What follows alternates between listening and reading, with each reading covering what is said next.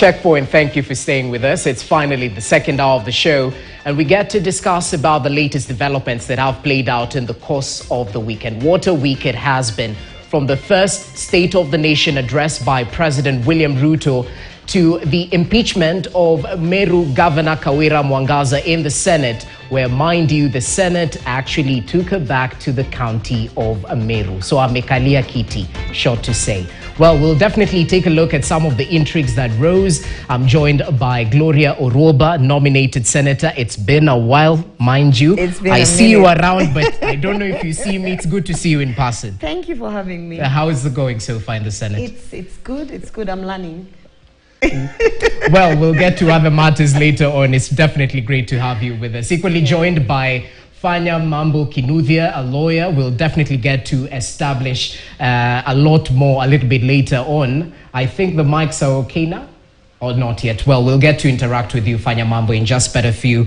I understand we're okay. So, uko poa? Yes, I'm very well, thank you. How's the long holiday treating you? I'm happy. Though are you planting trees tomorrow? Diwali. I'm enjoying Diwali. You need to plant trees, I mean. I've already planted, and I intend to plant more. You'll do so, yeah. So it's a beautiful place to be, okay. I would say, yes. Well, let's get into the thick of it, and perhaps let's start with Kawira Mwangaza seeing the light, as she was 2 times lucky in the Senate as she survived a second attempt to remove her from office. All the 7 charges found by the senator to be unsubstantiated, by the senators rather, where they dismissed the impeachment motion by the Meru County Assembly. And those 2 days at the Senate, Gloria, definitely showed us some utterances which were used as evidence, which are unprintable and definitely regrettable. And it sort of bears testament to the sexist nature of our politics in the country. As you give your reaction to what we witnessed in those 2 days, perhaps give us your take on the gender issue that definitely played out on the floor of the House, even as senators voted and not divided on party lines. Yeah. First of all, thank you for having me. Congratulations to Governor Kawira. In fact, the tagline now is that Governor ni mama. And people have to just accept that the people of Meru, they went and voted for a woman called Kawira Mwangaza. The impeachment, you know, we interrogated everything that was tabled. We were trying to see whether they could substantiate all 7 counts, the charges that they had put. Yeah. And really, there was no evidence of any of the charges. It was a lot of, I would say, political witch hunt. And I can tell you that in each and every charge, I personally had a whole team. We sat down, we interrogated the evidence, interrogated all the affidavits that were placed, what they were terming was the IFMIS, and you know the accounting in terms of misappropriation of funds, all of that. There was nothing to substantiate any of the charges. So it was very sad that now when we listened to Kawira Mwangaza's side of the story, we got to see now, you know, the issues, the patriarchy that was there. We got to see that really it was a group of men who had come together and decided that this cannot be our governor. And because she's a woman, in fact, it was, I was sitting in Senate and it took me back to campaign times, because, you know, in Kisii County, we faced the same exact thing. Yeah. So it was very sad, and I'm glad that even the male senators in the House were able to see through that, and they were able to say that really, at the Senate, we are there for oversight. And when it comes to impeachment, we must be able to substantiate that indeed, based on the Constitution, the charges that have been brought, they have the evidence, they are weighty enough, and they surmount to an impeachment motion that can actually be taken seriously. Okay. So for me, I think it was again a learning moment that this country, we require some time. You know, as a woman in politics, I was able to sit there and imagine, you know, some of the clips that we were watching. I was just goosebumps, because, you know, these are things that if you're a woman in politics, you have definitely experienced. Yeah, okay. So what I pray for now, and actually one thing, Jesse, we were having this conversation with my fellow senators, and when we were deliberating, fine, we are going to send her back. It seems that the relationship is irreparable. But it, you know, everyone, I spoke to a couple of MCAs who actually reached out to me while we were in the precincts of parliament. From Meru? Yes, from Meru. Okay. And they sat me down, they were telling me, you know, huyu mama hawezi kufanya kazi na sisi, and that they were basically lamenting that please don't send this woman back, right? And I was telling them and thinking to myself, everyone claims, the MCAs, when you talk to them, they tell you sisi ndio tuko na ground. We are the ones talking on behalf of Meru. When you speak to all the leaders of Meru, everyone claims that they are the ones talking on behalf of Meru, including the governor herself. Yeah. So I was having this conversation with Ledama and some of the senators, and we said, you know what, we need to bring a petition to the floor of the House invoking Article 192, which means basically that we discuss it and debate it at the Senate, and we dissolve Meru County Assembly so that now everyone who claims to say they have a ground, they go back and we have a fresh elections, and whoever the people of Meru will give us, and I'm talking about everyone, every single person elected in Meru should go back, seek again the, you know, because it's the power it belongs to the people. Yes. Yeah, the sovereign power belongs to the people. Right. Let them go, and then they come back elected. Whoever makes it, we deal with them. Because I think now, when you talk about mediation and what, I don't think that is it. I think let's just dissolve Meru County. Well, that's interesting. Luckily, we have a lawyer right here with us. So before you get to that issue about Article 192, dissolving the county as a practical option, let's delve into the legal issues that arose from this particular impeachment. Number one, having elected leaders, MCAs, vote to impeach another elected leader who's a governor. Perhaps, is that an oversight from the creators of the Constitution from where you sit? And equally, talk to us about whether we should relook at how we impeach governors. Should it be both the governor and the deputy governor, perhaps to avoid instances where the deputy works against the governor? Thank you very much. I think to start with, I started my career as a lawyer, and then along the way I became a mediator. And I have come to love both, and especially mediation. Yeah. And I will tell you why. You see, sometimes when I started mediation, we used to come to family matters, and somebody would come and tell you, oh, my husband is coming home late, oh, there's insecurity, the neighbor's dog are very ferocious, they might bite him. And as a mediator who was beginning my job, I used to take that for it. But with experience, you get to learn it's got nothing to do with insecurity or the neighbor's dogs or all the problems she's telling you. The core of the problem is that there is insecurity on her part. She's thinking, huyu mtu ametoka kwa dogo, ametoka nyumba dogo, and so on and so forth. The problem is that Senate has not dealt with the problem in Meru, and they have not dealt with the problem in Kenya. This is the problem. MCAs in this country are earning very little money, less than 100,000. That's their take home. Now, this person, when he was campaigning, and the bulk of them are young in most places, when they were campaigning, what did they tell people? Nitatengeneza hii barabara, nitawekea stima, nitawekea maji. Then they go to the county assembly and they realize that that is not possible. Because like in Meru, and I'm lucky, I hold the highest office in this country, the office of a citizen. You know, the ordinary citizen holds the highest office. You can ask anybody any question, and nobody should ask you anything because you are the voter. So I'm in a very good place. All right. And so when we speak to the fellow holders of the highest office in this country, who are the citizens, they tell you, this MCA, there's one who has been roaming around with his payslip. Ukimwomba 100 anakuambia angalia payslip yangu, it's 89,000. I don't have money. It's not even enough for me and my wife. The governor of Meru was allocated, I think, 14 billion, which she's trying to control on her own and to come and launch development projects in every ward.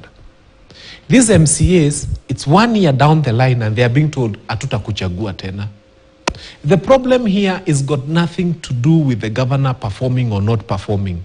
It has got nothing to do with her not having the support of the ground. She probably does have a lot of support. It doesn't even have a lot to do with what you are seeing the men doing there and all that behavior of man becoming a patriarchal society. In my view, this boils down to the county resources. Okay. And how these county resources are allocated. And the fact that MCAs are voting, you know, it's like a bank teller. Unahesabu pesa, parrrr. By the end of the day, you know how much your salary is. So today you counted 14 million, 15 million. These people are passing billions. at the county assembly. Okay. They are the people who vote for this money to be used by the governor. But the governor, in implementation of projects, is probably not considering them or not allocating them any money whatsoever so that they can be able to develop their own wards. All right. And I think it's a high time now the governor of Meru decided to manage the politics of her county. That's why mediation is important. What happened in Meru will happen in other counties. And the reason it will happen is because MCAs are trying to fight for their own survival. They are trying to fight for the next election. And most of them are young, and there's nothing else they can do other than come and say, I promised this road and I have delivered this road. Now, having said that, there's also one thing I want to tell you about the same issue. The constitutional provision that the governor succeeds the deputy governor succeeds the government, in my view, is a bad constitutional provision because they were elected on a joint ticket, even the president and the deputy. Okay, for the presidency, it will be bad because then having a national election will be very tricky. But forever, parliament is having problem with president. But they don't resort to impeaching the president. The provision is there. In fact, when was the last time you had parliament even considering impeaching the president? Okay. Because they know that for the nation, it's not a very good thing. It's not the best thing to do. This person was elected by a majority of Kenyans. Coming as parliament, 290 members, and trying to get 2/3 majority and impeaching the president is not the best idea. And MCAs also on their part have to learn from parliament that it's not every day parliament wakes and decides we have a problem with the president, we impeach him. We have a problem with the president. Now, by now, President Ruto would have survived 2 impeachment motions if we were to go by the example of the MCAs. So I think MCAs need to style up. They need to realize that that is a provision that should come as a last resort, really. Right. There are better ways of handling problems at the county, and Kawira Mwangaza must manage the politics in her county. And she has a problem because when she goes back home, she's going back to that asabic working environment. And she has to find a way. In fact, in my view, she should not have gotten to Senate. She should have found a way to manage the politics at home. So I guess the obvious question is, how do you manage politics? Mind you, you're an independent governor, and I could hear some of her submissions on the floor of the House at the Senate. And Asema, these parties have taken their MCAs. If it's Mbas, wamechukua. If it's the other party, they've taken their MCAs. So there's a party line on perhaps how she's not suited to hold this office. So she's fighting by herself. Yeah. There are stronger forces behind. And let's not lie to each other. There are stronger forces behind Kawira Mwangaza's seat. And it's not very clear. And someone said, oh, she's not the only woman governor. How come the other governors are not facing the same challenge? But I asked them a simple question. What is the politics of the other counties? What is the politics of Nakuru County? You know, what is the politics of Embu County? All these other counties that have women governors, go and look at the politics. Who are the people who are eyeing the 2027 seat? Are they the same people who Kawira is battling with? If they are the same people, then yes, we should be asking the question of why is it only Kawira? But they are not the same people. They are not the same state. They are not the same powerful people. What I mean to say is that perhaps, for instance, now, if I'm in Nairobi, if I'm eyeing women rep, we could be 5 of us lined up, but it could be 5 ministers. And in another county, it could be 5 of you lined up, but none of you hold any powerful positions. So there are so many dynamics behind it. And I don't fault, by the way, when people say impeachment should be the last resort. No. Impeachment, there are grounds for impeachment. You cannot resort to impeachment because you guys are not working together. Impeachment, they are grounds.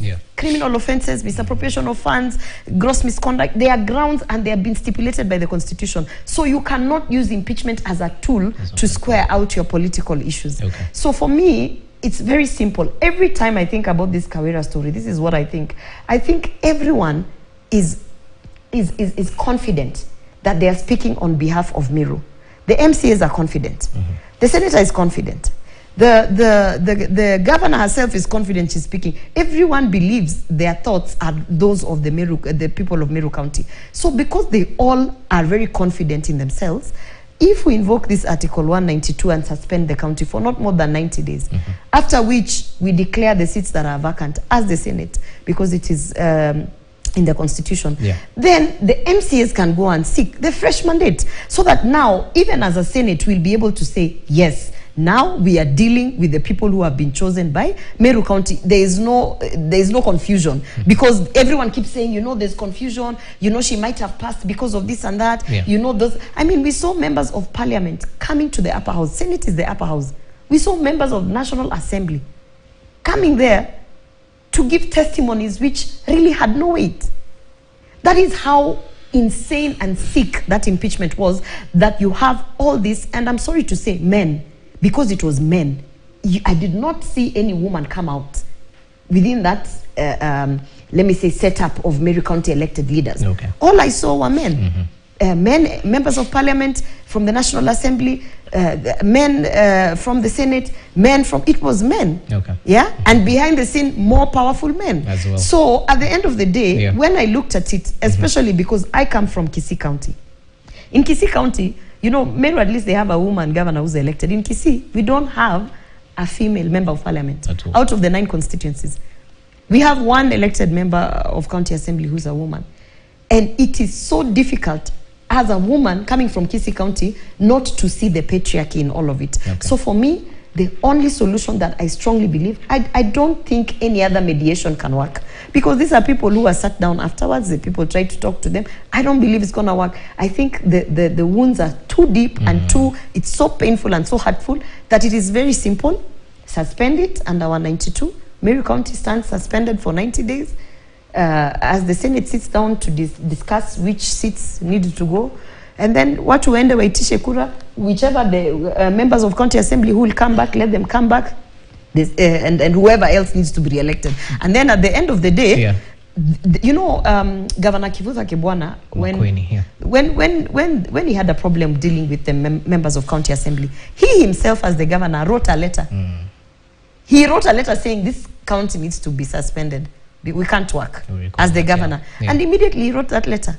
Do you know that I think the leaders of that county realized, okay, we are all going to lose. We better sit down and work for the people of that county. So that is what is needed. So long-term solutions, Wakili, because I mean, it's not just Meru County. We've heard of whispers and rumors and murmurs that, you know, Kiambu Governor Kimani Wamatangi is at loggerheads with the members of county assembly, and it's not just an isolated case. You can replicate this across the 47 counties. So is it, how do we rein in on perhaps MCAs who are trying to, you know, claim their cake in one way or the other, vis-a-vis the governor who is still trying to deliver to the people, but they have to go through this members of county assembly who do the all-important duty of oversight?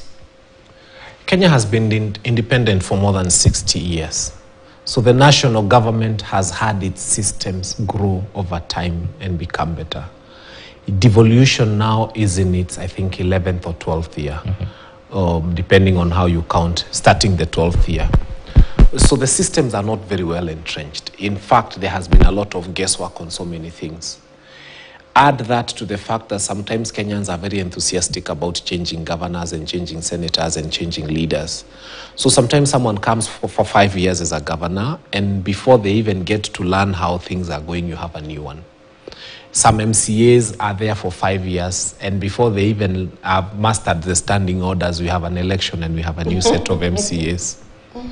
I think the problem we have is we need to rethink devolution properly. We need to start, you know, like call these people, see where all the weak links are, and start plugging them in and start finding a way to polish up where, because there is what the law says and there is what is actually happening out there. Practical. And I can tell you, after 12 years of doing something, with changing governors, changing governments, and then, you know, just after an election, people in a funny way, sorry to say, are trying to return the money they spent on campaigns.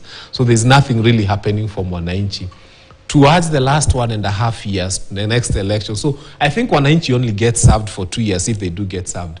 During that time, again, people are thinking about their re-election. So even thinking that the county should have a way it would work becomes very difficult. I have this strong feeling that devolution is not old enough to be able to become a benchmark on which you can say that things are working this way and this is how things are supposed to work. It needs time. But at the same time, we need to start saying, what are the lessons we are learning? Where are the mistakes?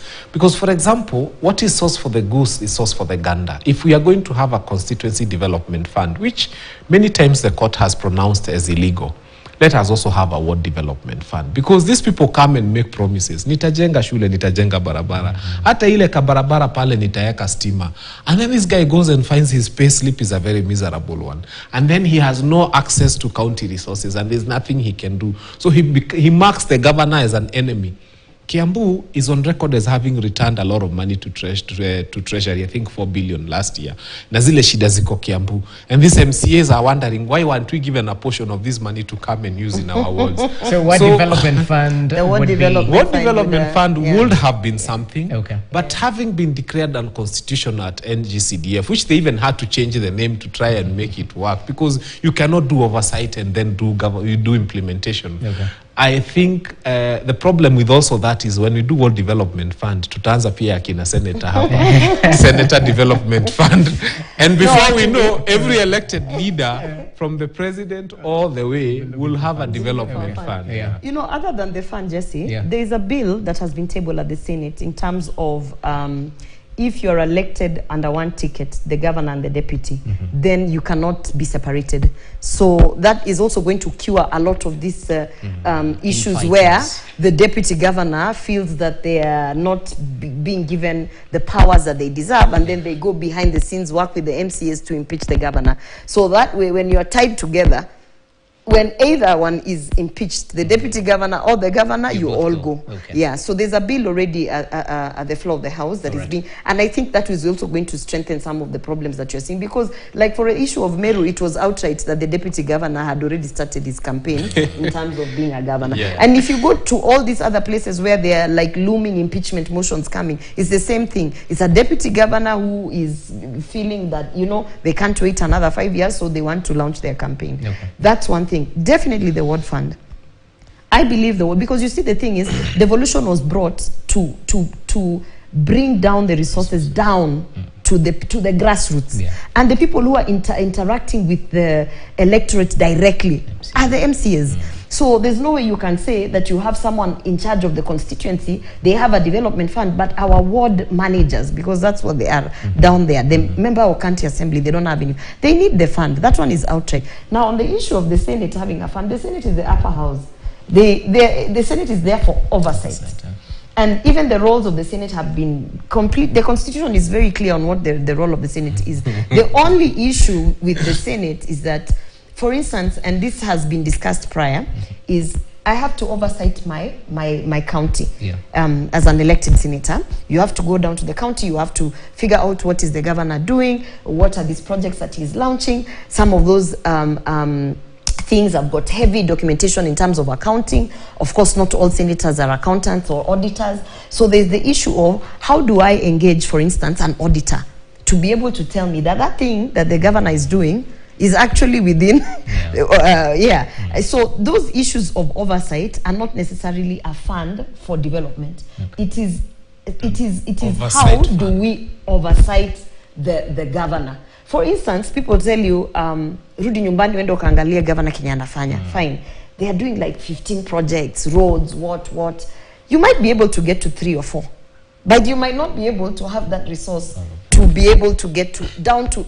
And that's how a lot of money is lost, because by the time now the reports are being brought years later, because that's the other issue we have with Senate, we are always auditing past expenses.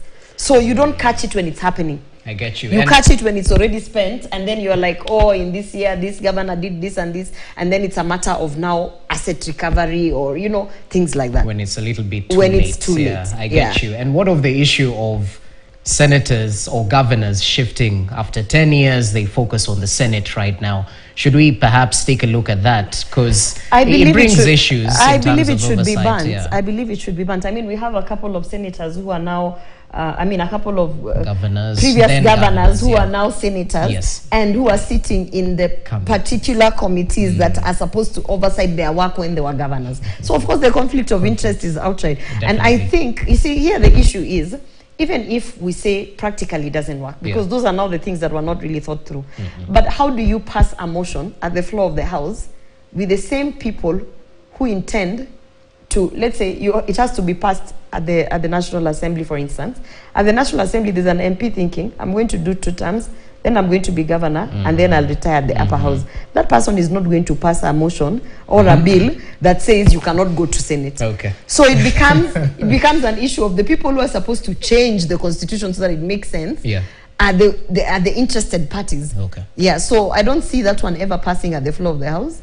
But I think it should be that once you're a governor, you cannot come back as a senator. Okay. But, you know, senators can go be governors. And the other thing is also, I think, that once you're, the same way, once you're a woman representative, because it's an affirmative action seat, you should not sit there for more than 2 terms. Okay. The same way, if you are nominated a member of parliament, even the Senate or the National Assembly, it's supposed to act as a springboard. You cannot be nominated more than twice. Okay, well noted. Those are things that we need to deal with. And I have to ask you, because perhaps Panyamambo is curious about this. We saw reports on media about the behind-the-scenes intrigues that led to Kawira Mwangaza being saved in the Senate. Since you're a member of the Senate, nominated, mind you, are these things real? Is there a phone call from a higher office that perhaps influences the type of voting that is seen on the floor of the House? Absolutely not. That is a fallacy. So money doesn't change hands? No, okay. Absolutely not. Let me tell you, because I was there till I mean, I was kicked out towards the end, but I was there the whole time. In the thick of it. Yeah, and I can tell you, it's more about persuading. Like for me, I literally spent more than 6 hours reading those documents in my office. Yeah. By the time I went to Parliament, I knew anyone who had not read, and you say, oh, but to you, Mama, have you seen the IFMIS? And I'll tell you, that's not IFMIS. As a matter of fact, they should have attached audited reports and blah, blah. So I was able to persuade my fellow senators who might have not gotten a chance to read everything. So what was happening was senators persuading each other based on the evidence, on what, you know, it's like me, I was convicted that Kawira must be saved. So every person I was finding in the corridor, I was telling them, now look, I have the 7 charges on this one and this one. Then we would argue. And then, you know, there were a couple, I can tell you, I convinced a couple, I would say up to 5.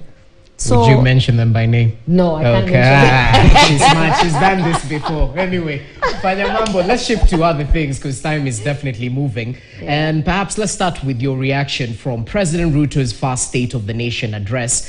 And I have one excerpt touching on the cost of living, which is definitely the main issue. We've had from the National Dialogue Committee members saying if that's not on the agenda, we'll be back to the streets, whatnot. But this is what the president had to say. One of the most salient interventions in addressing the high cost of living is a strategy to support agricultural production through the sector, ranging from food, cash crop, as well as livestock value chain, adding in terms of how they have availed 5.5 million bags to farmers across the country. Of course, this touching on the state of the economy. What do you make of the president's speech in general, and including the issue of the cost of living? Because that seemed to be the main issue of focus. I prosecuted that speech because I was actually even quoting paragraphs and pages on some station the other day, and I was very excited about it. I had a field day. But I think what the president failed to tell us, you see, the other day they were collecting 3% from people's salaries. They backdated 3% to raise 70 billion to build affordable housing.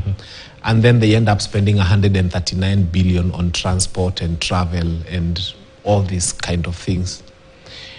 And you ask yourself, before you even talk about the cost of living, one of the things that raises the cost of living in this country is taxation. Before you even talk about fertilizer and subsidizing production, talk about how deep is this government going into the pockets of Kenyans. And I have said this many times. It is going way too deep, mpaka inafika kwa magoti. And you are telling them, we mkono yako imefika kwa magoti, sasa tuwatoa mkono kidogo.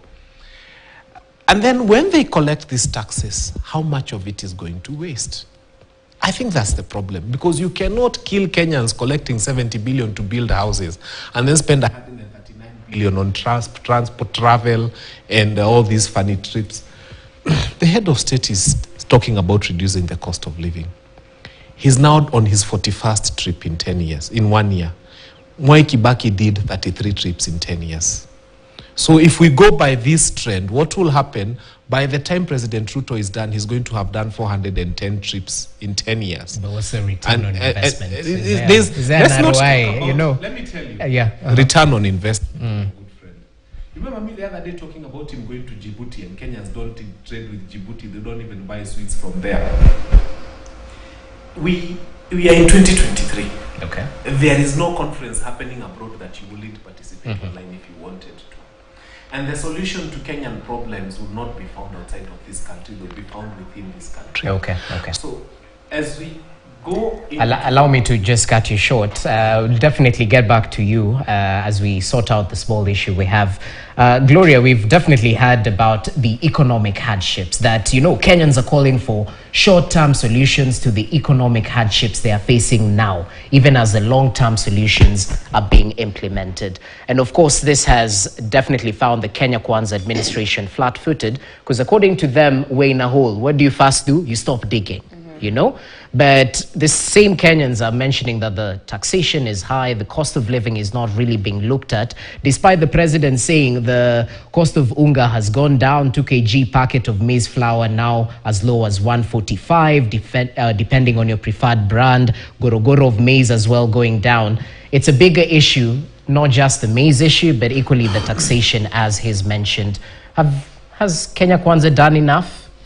By the way, just for the record, because I personally have also asked this question before. Why are we adding taxes? And let me tell you something. I was sat down and told, show me one that we have, us as a government, Kenya Kwanza has come in and we have a new tax. There isn't. You see, the issue is, there is a very strong narrative that has been created about Zakayo, the tax collector. And he has come with a list of new taxes and what. And the truth of the matter is that all the taxes that you see, including the taxes in fuel, were existing. These taxes have been collected even as far back as Mwai Kibaki. So it is not an issue of Kenya Kwanza adding taxes. It's an issue of Kenya Kwanza saying, we are going to be so strict that we are not going to spend more than we can actually pay for. So where do you start? You start with your income. Jesse, even now, with the times being tough, you look at your income and you ask yourself, do I really need to stay in this house? Okay. No, I don't need to stay in this house because the cost of living has gone high, so I need to downgrade. While I downgrade, I also need to maybe possibly take a side job, right?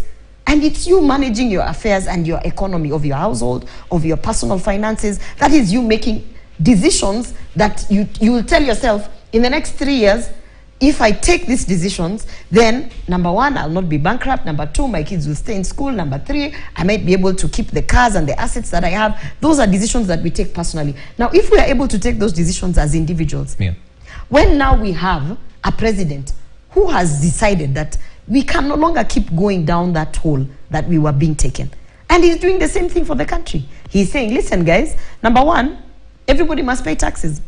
Those people who are getting tax exemptions, there are so many instances of tax exemptions that were not even warranted, of mergers, including the NCBA banking merger thing that was such a big tax evasion scandal.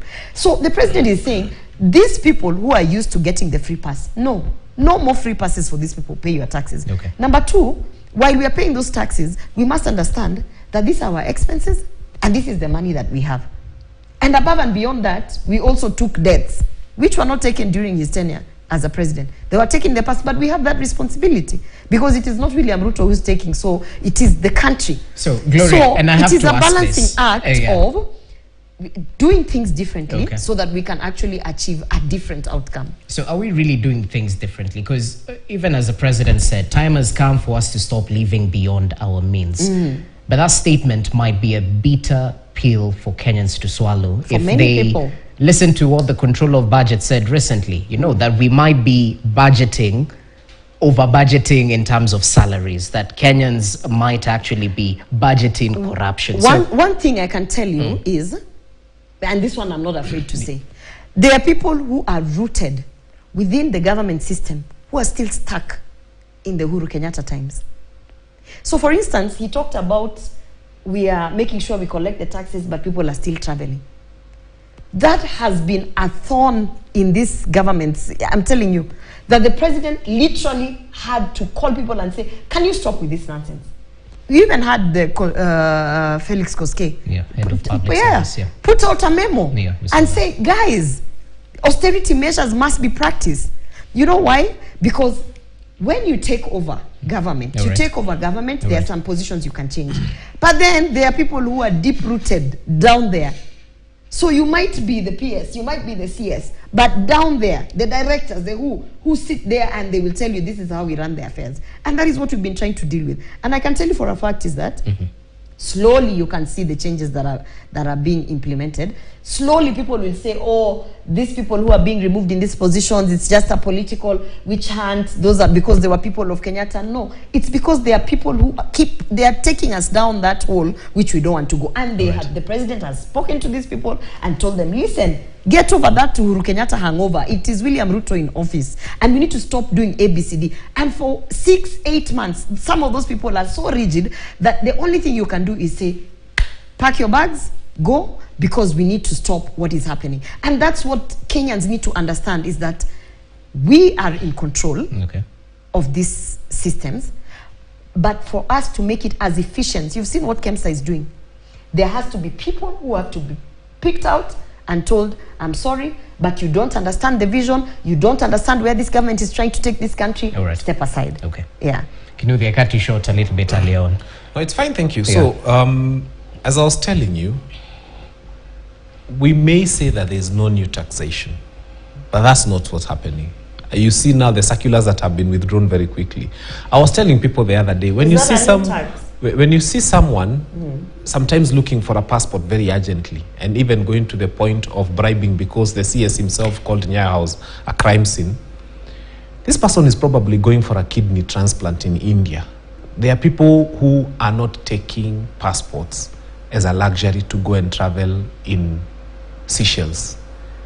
Many of those people want to go and look for a job in Saudi. Some want to go to Qatar. Some are going for cancer treatment, and so on and so forth. A passport is a basic document. It's like your ID. In fact, if it were possible, it should be free. I'm not saying we shall make it free. But if it were possible, it's such an important and critical document that a Kenyan must have by birth and by right because they are Kenyan. When it goes to the tune of what they were proposing, 7,500, now it even kills the dream of someone who was actually doing a harambe to go for medical treatment or for school or to look for a job in Qatar and wherever else. So you're saying it's in bad taste? So that is in bad taste. Now, let me tell you, 900,000 candidates are sitting Form 4 right now. So 900,000 times, if the ID is going to become 1,000, this government is going to raise another 900 million.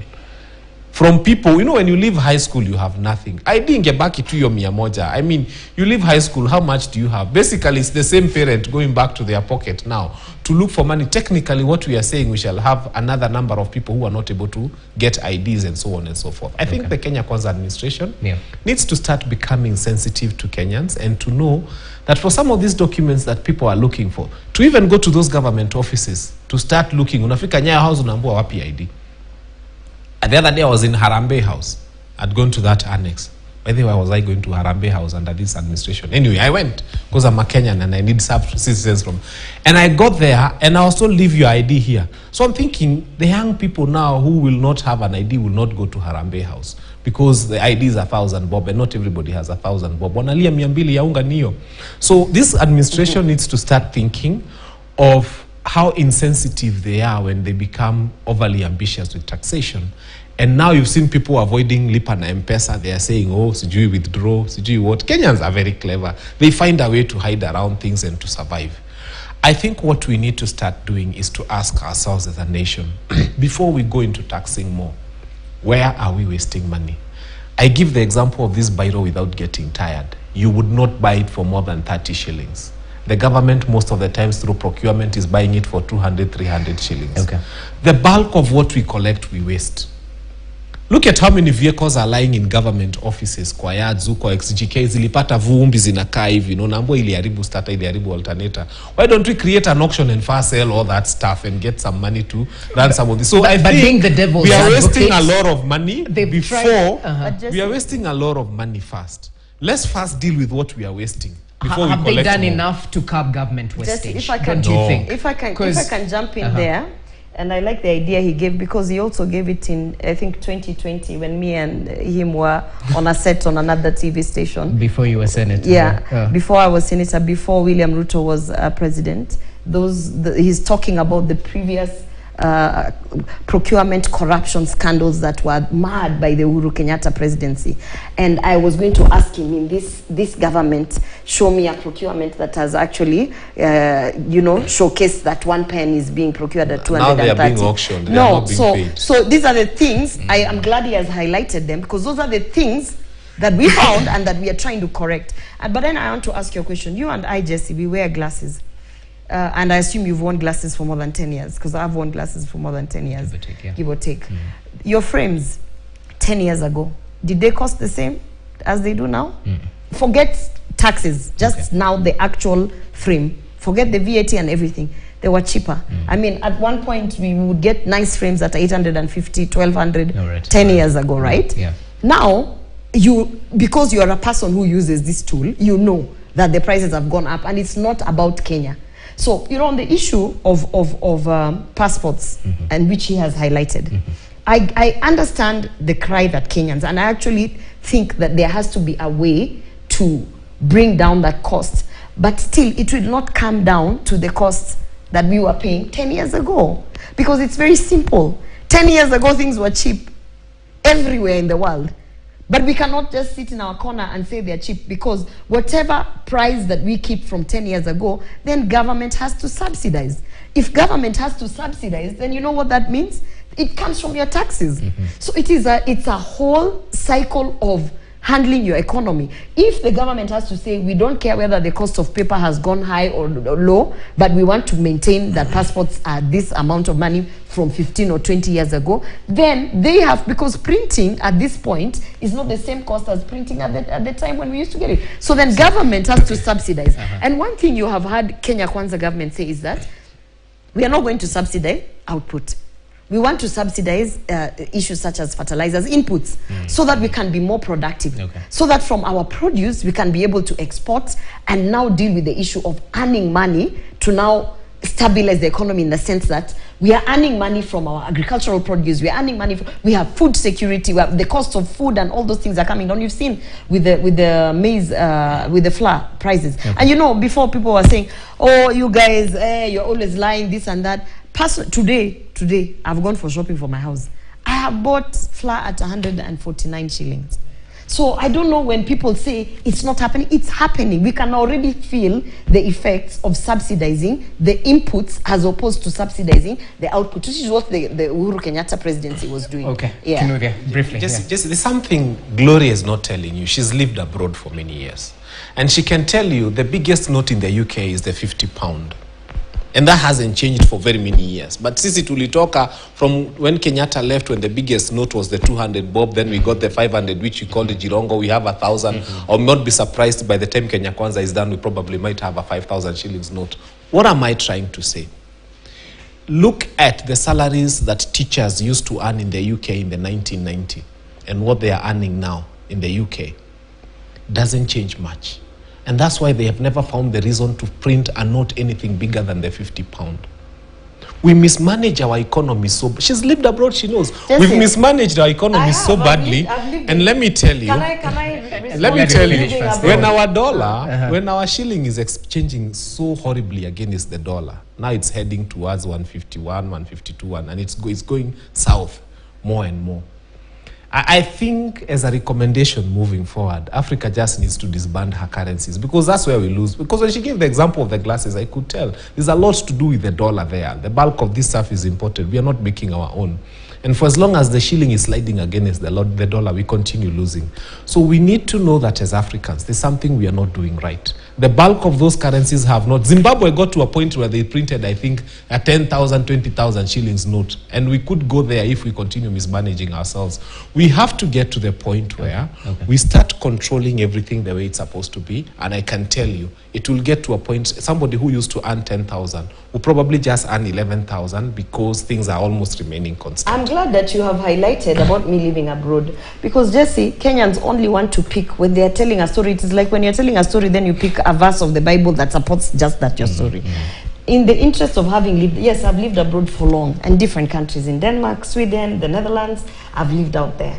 I can tell you, if we're going to now say living abroad, in that same spirit, in Denmark, where I lived for many years, my salary, 47% of it is taxes. 47. But you have an assurance of what? Listen, and that's where we are trying to, no, that's where we are trying to go. 47, that is the reason why, number one, healthcare is, because they have funds, because you get a salary of whatever amount, 47% is taxes. Yeah? How much do we tax in Kenya? When you try to tax, when the Kenya Kwanza government brought in the idea of affordable housing, so that we can deal with the issue of people not living in dignified households, the first thing we're told is, Zakayo is coming for our salary. Now you want to mention living abroad and how their currency is strong and how life is good, but you don't want the difficult decision of, in that same spirit, abroad for you to get those services. 47% in Denmark of my salary gone, just like that, so that I can get healthcare, so that I can get housing, so that I can get things like good transport system. When it's raining like this, I am assured of a bus stop that is going to cover me. But you know, Kenyans want those things, but they don't want to understand that those things cannot come from air. They must come from our taxes. Maybe so Gloria, so let for me the just put this affordable housing, for instance, maybe they're questioning because they are not assured of. No, it's a change management. It's a transition. Anything new that you introduce anywhere must face resistance, and we are in that period where if the president gets derailed kidogo, and he just looks the other way, he will lose the plot, because it's a change management transition issue. And at one point, it's the same way people used to say, Kibaki is so quiet, he doesn't talk, this guy is not a president, blah, blah, blah, blah. The moment the expressway came and all the roads, people, oh, Kibaki is the best president. In fact, for us, and I know personally, that it will take another 8 years for people to sit back and they'll be saying, you know, this guy, William Ruto, knew what he was doing. Because he's not thinking of the short-term effects. The issue that Uhuru Kenyatta was saying, subsidize maize and then see if the price will go down for the next 2 months, and then after that, there's no cure. He's thinking of a long-term plan. That is why I said, if we are going to keep quoting issues abroad, oh, the US, they're like this, the Europe are like, also, let us remember how much of their percentage of their income is taxed. So you want to give us an assurance here? Budgeted, for sure, corruption will be a thing. Number one, did you see what happened in the Ministry of Health? Did you see what happened? Tell me of a president who now said, I have seen what you guys are doing, I am suspecting it's happening here, you're fired. Tell me one president. Okay, just tell me. There's somewhere we are losing the script. Okay. She's telling us of losing 47, actually not losing, because she's gaining it back in a country like Denmark. Agreeing to here, 47%. There's someone who is chasing your 3% more from your salary to collect 70 billion, which they want to build houses with. But they are spending another in excess of 100 billion in travel. What they were using in travel would have built double the houses. Yes, they would have built double the houses. So I wish they would tell me. I wish you would say that the money they have collected, they have not used on housing. Show me that where affordable housing, the percentage that money has been diverted. If you show me that, then I will sit down and have a let him conclude. Gloria, let's agree on one thing. Let's agree on this. Before you start looking for this 70 billion, you have it, but you are wasting it on traveling. So first, cut the travel. This money is enough to build double the number of houses you want to build. Then come to Kenyans and tell them, we stopped the travel, and that money we used to build houses, we are coming for money. The problem with this country is... Did the president say that recently at, is it Kenya Institute of Sign Language? Cut part of his budget to go towards an institute. He's not in the country so that was lip service. We haven't seen it actualized. It's by the time the president pronounces it, it has already been put in the systems. But he raises a key question, You know, right? After the State what of the is- Nation, you he know- was no, off to Saudi You know what Arabia, he's I think? raising, first of all? Yeah. In the times of the, you cannot come and say that Obama did this, and so therefore whoever can't do this, because we are all different. Okay. Leaders are different. Yeah. And the things, and I'm glad that it's actually coming this week, you will see the detailed output, the detailed, let me say, for each and every trip that the president has gone out, the what have benefits. the benefits of the Okay, trip. okay. You will see that this week in detail. And I'm saying, stop trying to compare presidents. Okay. Because number one, William Ruto will never be Uhuru Kenyatta. It will never happen. If that is what you are hoping to see, it's not going to happen. Number two, stop trying to say that we must do this thing. You know what you can do? I'm glad he is vying for Senate. You can get, I am glad. Why are you airing? Because what you can do, Okay. you know me when I used to criticize, like someone told me, but you seem to have the answers. The solutions. Why don't you vie? Uh-huh. Yeah. I want you to take it as this. We have leaders, they're doing the best that they can in their capacity. All right. If we as young people think that they are not doing well, by the way, you have an opportunity to vie and get into a seat, whether it's a member of parliament, a senate. You, in fact, you even have an opportunity to serve not only in an elective seat, even as a community leader. You know, go and showcase. All this right. is what I can do with my 5 shillings that I have. Let's give him a chance to finalize this issue. I think we've said much, and all I can say is I have never wished that this government fails because I'm a Kenyan.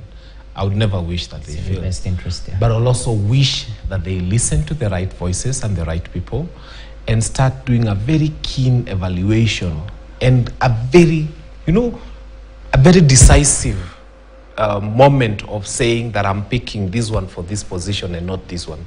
And I'm picking this one for this position and this one, so that we get the results that we desire. I mean, some of the people who are holding some of the positions that are in this government have not got the capacity to do what is required of them.